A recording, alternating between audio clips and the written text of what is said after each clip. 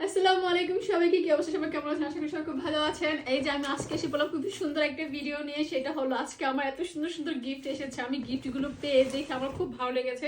আসলে গিফট তো গিফট, সেটা 1 পাউন্ড হোক আর 1000 পাউন্ড হোক, কেউ যে মনে করে কারোর জন্য ভালোবাসা থেকে তো মানুষ মানুষের জন্য গিফট নিয়ে আসে। তো সবার আগে দেখাবো যে আমার ফ্রেন্ড নাসিমা, ও আমার জন্য এগুলো এনেছে। এই যে চকলেট বক্স এটা এনেছে, এটা তো সবার খুব পছন্দ, এটা সবাই খুব পছন্দ করে আমি জানি।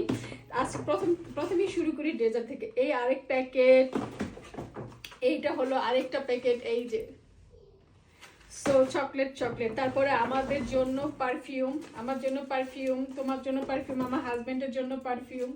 সো আমাদের জন্য নিয়ে এসেছে পারফিউম।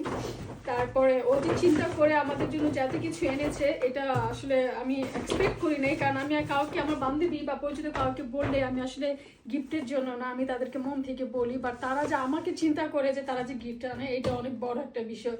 সে আরেকটা আমার জন্য, এটা আমার হাজবেন্ডের জন্য। এগুলো কিন্তু পারফিউম খুবই ভালো, এই পারফিউমগুলো খুবই ভালো, খুবই ভালো। তারপরে আছে আরেকটা মেকআপ প্যালেট, ছোট্ট একটা মেকআপ প্যালেট আছে। তারপরে এখানে আবার দেখাই সারা, এটা হলো ঈশাদের জন্য এনেছে, এটা হলো সারার জন্য এনেছে।